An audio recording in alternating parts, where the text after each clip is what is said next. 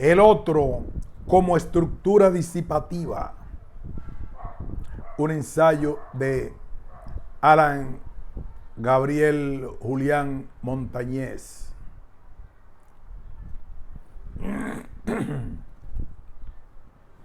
Resumen. El otro ha sido señalado, descrito y explicado de muchas formas y desde diversas perspectivas. El esfuerzo por resolver el problema del otro ha sido tan amplio que incluso se han estado presentando explicaciones de segundo orden. Es decir, interpretaciones, acotaciones y ampliaciones de las obras de algunos de los autores más citados y reconocidos. A pesar de esto, la base material intrínseca de dicho fenómeno aún no ha sido explorada en ningún trabajo de investigación, salvo en el intento de Merleau-Ponty de percibir al otro como cuerpo, en cuyo caso fue más bien superficial el abordaje.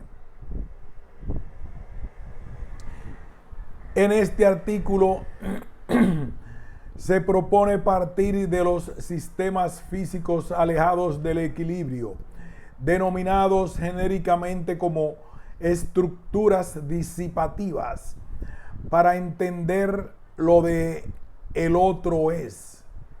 Una vez que el otro ha sido considerado y explicado en estos términos, algunas implicaciones del fenómeno de la alteridad se dejan ver.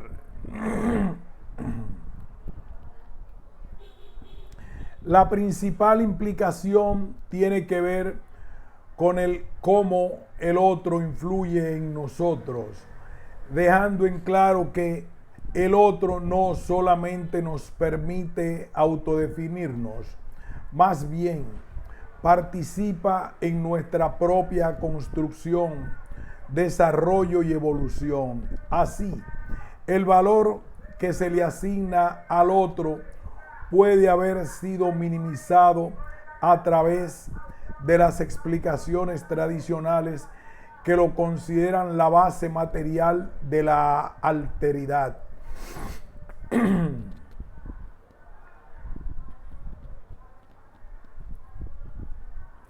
Introducción.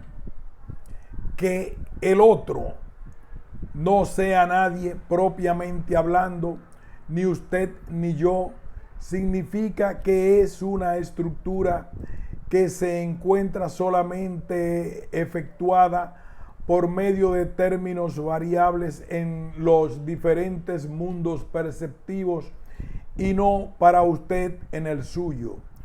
Usted para mí en el mío. No basta ni siquiera con ver en otro una estructura particular o específica del mundo perceptivo en general. De hecho, es una estructura que funda y asegura todo el funcionamiento del mundo en su conjunto.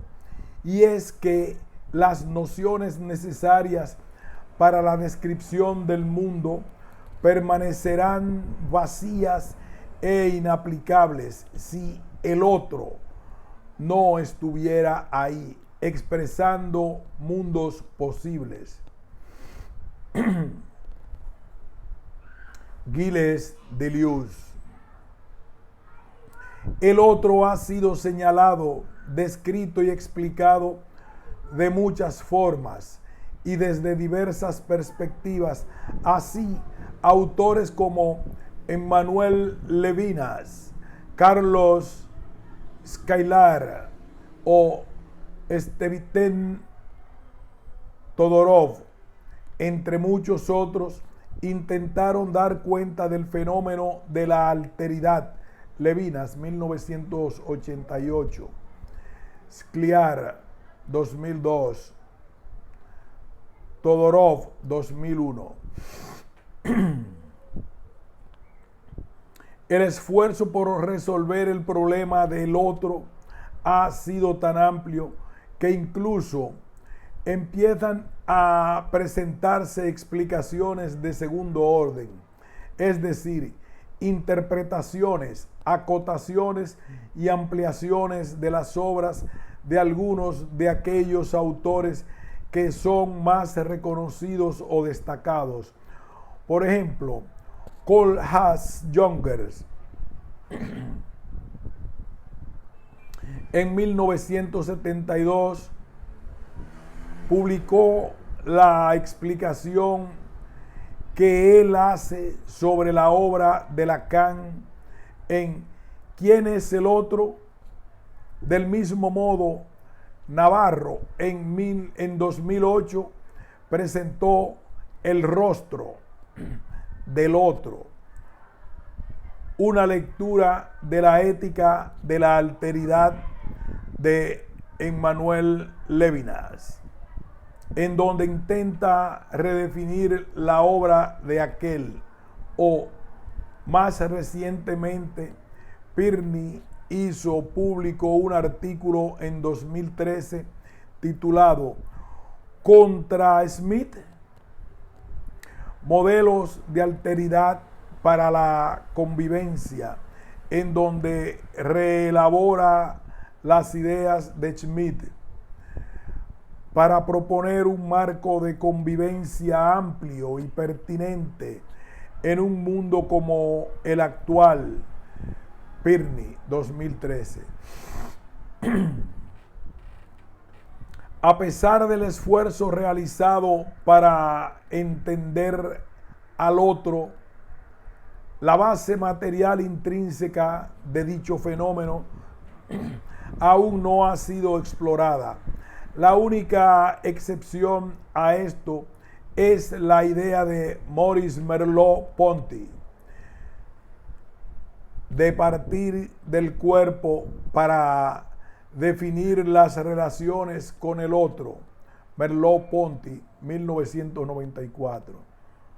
Sin embargo, esta propuesta termina por alejarse del fundamento material del que, de manera muy escueta, parte y acaba por enfocarse en el cómo los sentidos ayudan a percibir y relacionarse con el otro.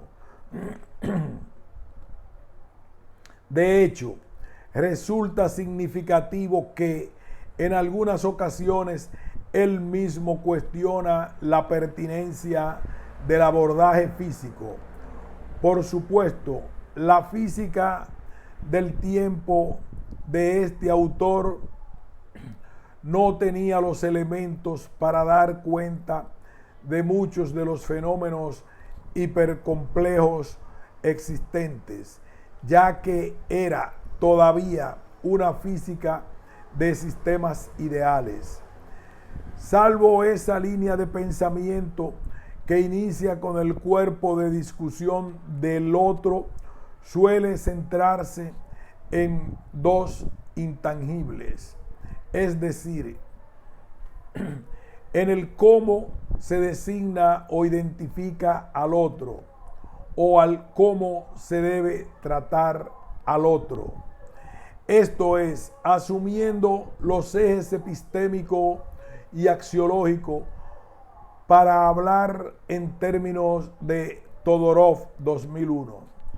En todo caso, no es del interés de este artículo la interacción misma con el otro desde el punto de vista de los sentidos, ya que la discusión no debería girar en torno a si la relación es con intermediarios o sin intermediarios, si es inmediata o mediata, a través de los sentidos o sin ellos.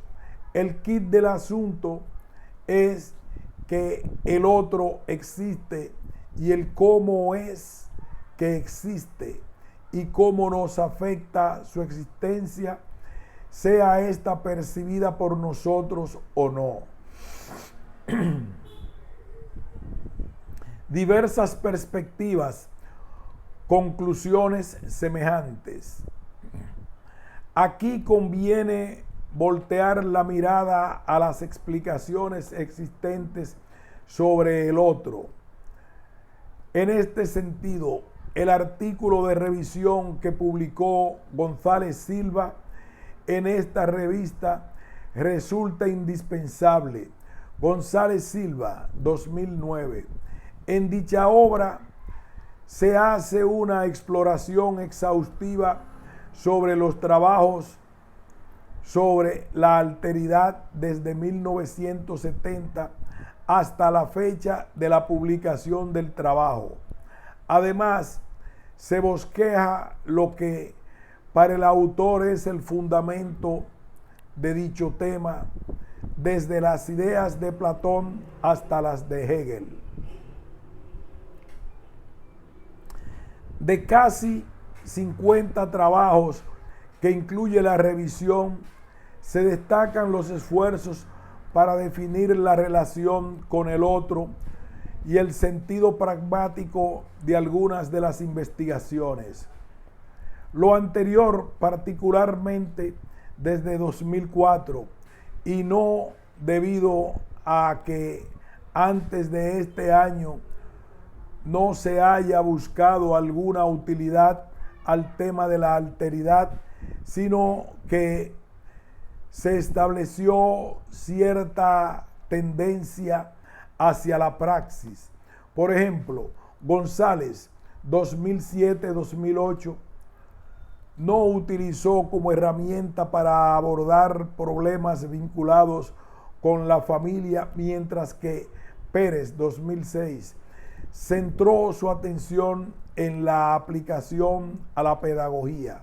Sin embargo, el otro sigue presentando a grandes rasgos como inmóvil, como algo estático. ¿Qué sucede con las perspectivas de alteridad fuera de la revisión de González Silva? Se desenvuelven más o menos en el mismo sentido. Verano Gamboa, 2012, Pirni, 2013, Monteagudo, 2013, por citar solo 3 trabajos recientes, continúan mostrando al otro de forma más bien estática.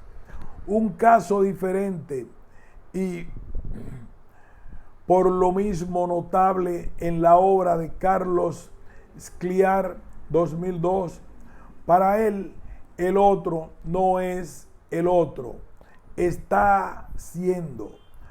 De hecho, ve necesario replantear el tiempo y el espacio para hacer su propuesta pedagógica.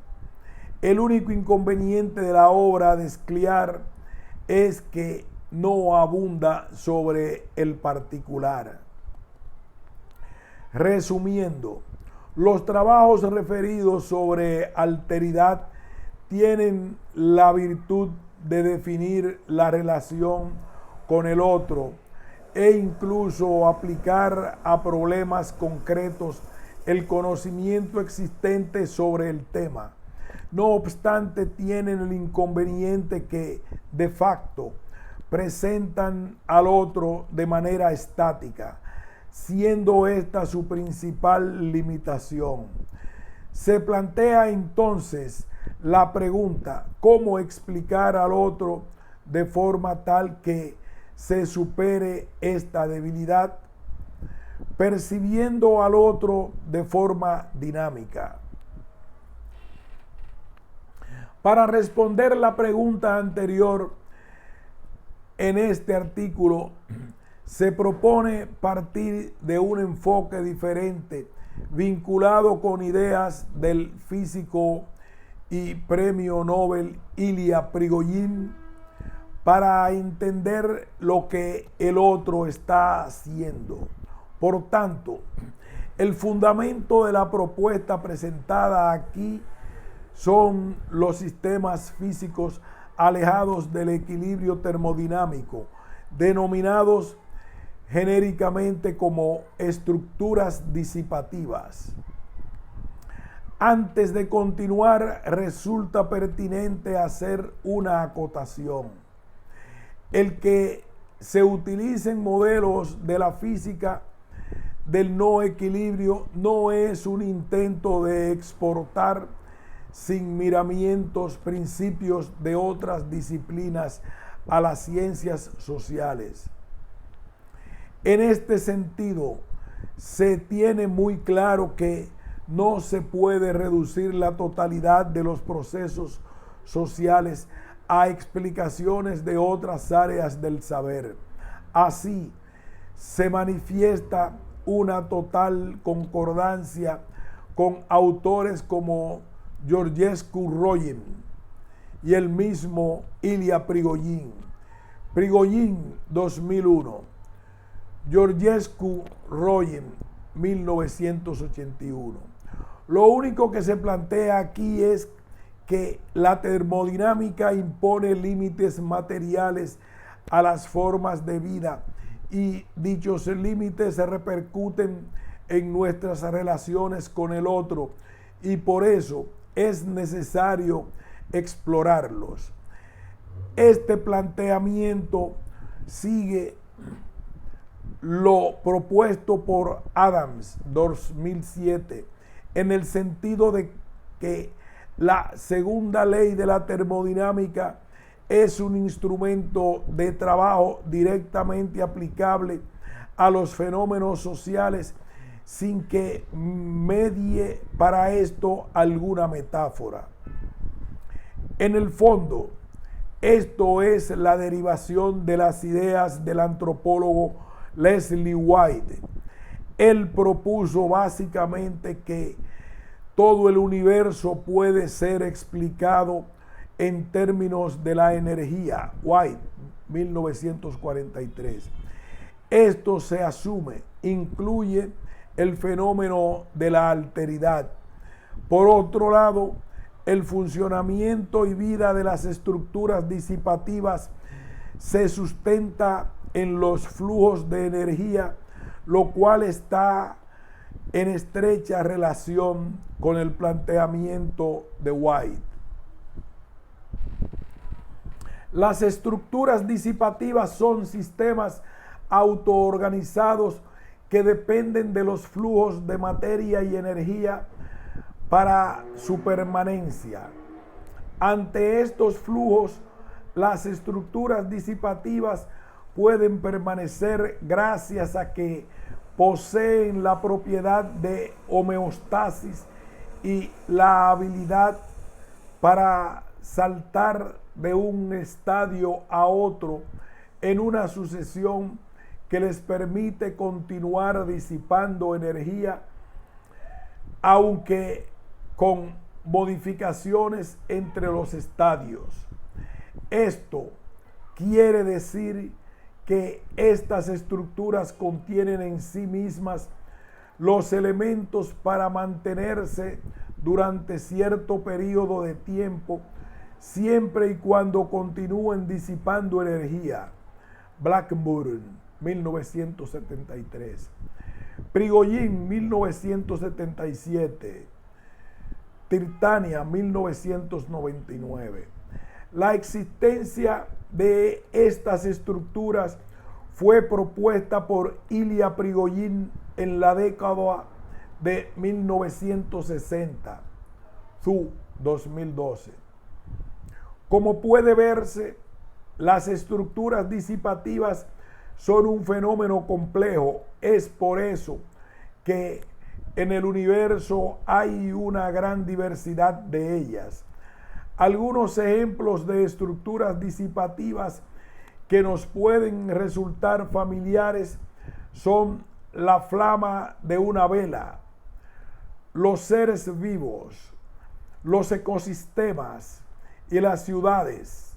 Schneider y colaboradores, 1994. Adams, 2001. Margulis, 2000. Esta variedad que presentan las estructuras disipativas han obligado a los que las estudian a hacer clasificaciones de ellas. Richard N. Adams, 2001, las organiza a grandes rasgos en 3 grupos: químicas, biológicas y sociales. Para fines de este trabajo se destacan las biológicas. Esto es, el otro se considera una estructura disipativa del tipo biológico. El otro como estructura disipativa. Esta vez, una vez que el otro ha sido considerado y presentado en términos de las estructuras disipativas, algunas implicaciones del fenómeno de la alteridad pueden percibirse con mayor facilidad. Las más conspicuas son: a. La existencia del otro es independiente de la designación que se pueda hacer de él. B. El otro es un generador de entropía. C. El otro posee la capacidad para definirnos. D. El otro posee la capacidad para construirnos. E. El otro no debe ser concebido simplemente como lo que está afuera. A continuación, se abunda en cada uno de estos puntos. La existencia del otro es independiente de la designación que se pueda hacer de él. Esto se puede aseverar debido a que la existencia del otro está en función de los intercambios de materia y energía que realice para poderse mantener alejado del equilibrio termodinámico, es decir, la muerte. Enfocando el punto desde las ideas de Levinas, la invisibilidad no indica una ausencia de relación, implica relaciones con lo que no está dado, de lo cual no hay idea. Levinas, 2002. Así, la capacidad para percibir al otro depende de 2 cosas: de nuestros sentidos, aunque sean amplificados con medios tecnológicos, y de que la señal enviada por el otro sea proclive a ser percibida por nosotros. Si alguna de estas 2 falla, no hay posibilidad de percibirlo, pero de ninguna manera significa que el otro no exista, ya que, como se indicó, su existencia se debe única y exclusivamente a su capacidad de intercambio de materia y energía. El otro como generador de entropía. La estructura disipativa se autoorganiza y genera entropía en el medio.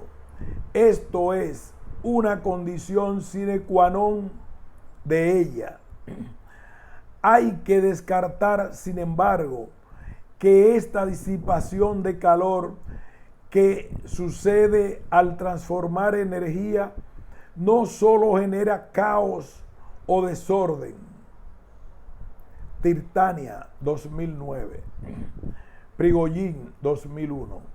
Es por esto que Prigogine destaca repetidas veces en su obra la capacidad creadora de dicha entropía. Spire, 2000.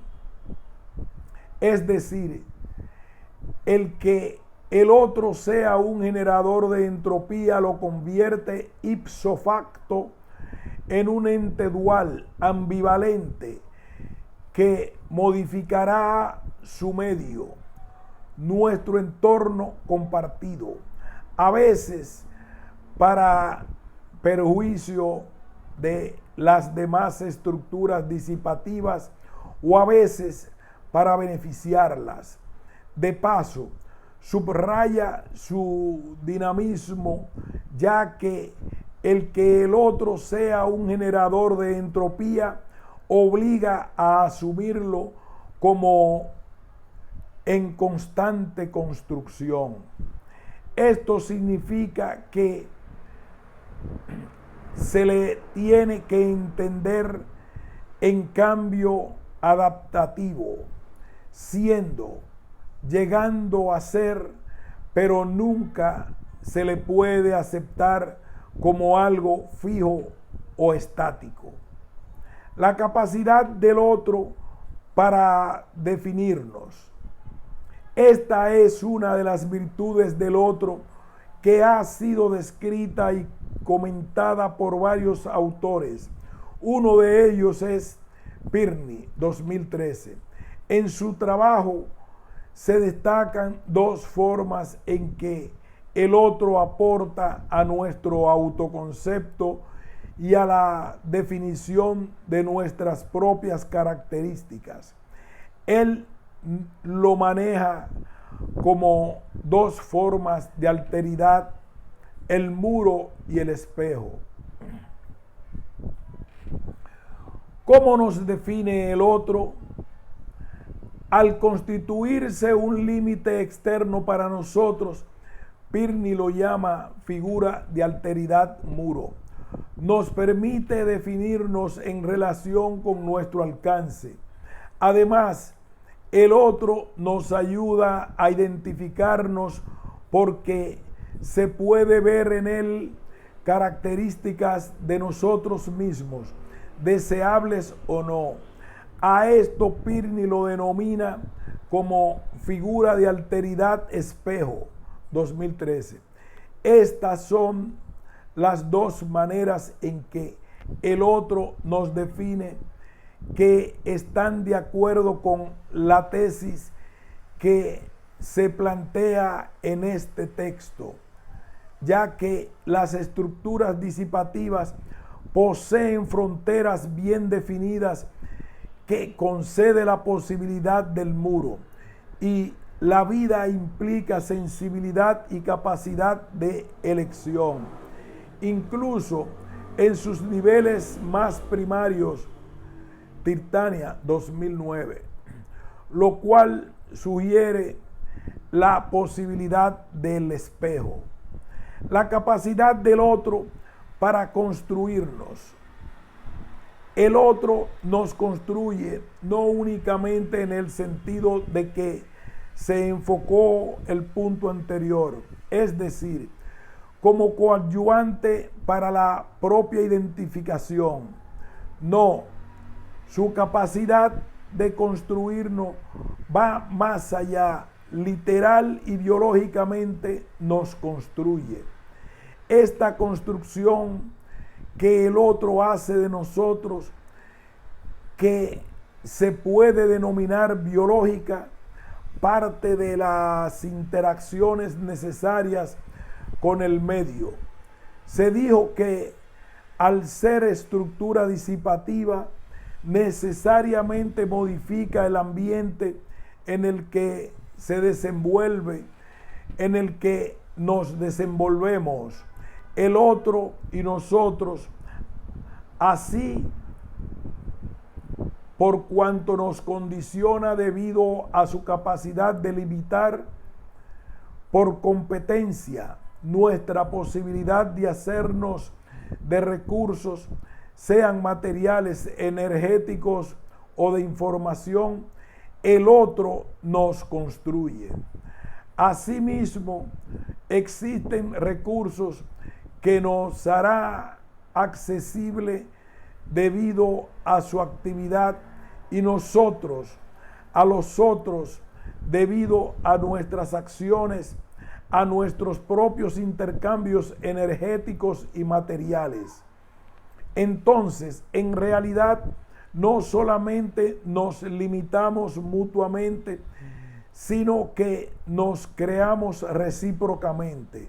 Por tanto, el otro no es solo lo externo, es la causa que provoca que mi medio cambie, que me obliga a adaptarme a un medio en constante cambio por la acción intrínseca de la existencia del otro.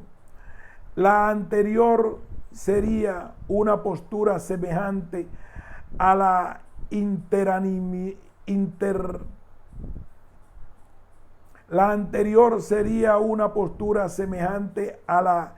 interanimalidad que propone Ramírez Barreto, 2010, pero partiendo de la física de Prigogine. En términos de las características propias de las estructuras disipativas, el otro desarrolla nuestra capacidad de homeostasis. ¿Cómo es esto? La homeostasis puede ser definida de forma sencilla como el conjunto de fenómenos de autorregulación que conducen al mantenimiento de la constancia en la composición y propiedades del medio interno de un organismo. Entonces, si estos flujos que nos resultan necesarios son restringidos, coartados por el otro, en realidad lo que se está provocando es poner a prueba nuestra homeostasis, ya que de manera práctica el otro funciona como un regulador cualitativo y cuantitativo de los flujos que nos son accesibles. Y es justamente a estos flujos a los que reacciona nuestro organismo intentando mantener su composición y propiedades. El otro no es simplemente lo que está afuera. Ver al otro como estructura disipativa biológica implica asumirlo como el que está afuera, no como lo que está afuera. Esto es pertinente porque lo que está afuera es inerte y el que está afuera puede actuar. Esta es una de sus características principales. Su capacidad de acción es justamente aquella que utiliza para construirnos. Esto es en realidad lo relevante porque se le descosifica por medio de reconocer su capacidad para la acción. Al destacar la capacidad de actuar, no es un asunto menor, ya que repercute en el núcleo de la explicación acerca del otro. ¿Por qué? Porque cuestiona las explicaciones procartesianas del otro. Es decir, el otro no es otro porque sea un cogito. No es otro porque piensa, porque de hecho muchas de sus acciones no son reflexionadas, a veces incluso son automáticas. Es otro porque actúa. En la medida en que actúa, modifica nuestro entorno y a nosotros mismos y a él mismo. El solo pensar, meditar o racionalizar algo no nos hace otro, porque esas son acciones propias del mismo, son introspectivas por cuanto suceden y se mueven en el interior. Es decir, por mucha conciencia que se tenga de uno mismo, eso por sí solo no nos hace otro, porque la autoconciencia es conciencia de mí, de lo que está adentro. Entonces, eso a lo sumo me hace mismo, pero no otro. En cambio, la acción sucede hacia afuera, siempre con relación a la alteridad, a las alteridades.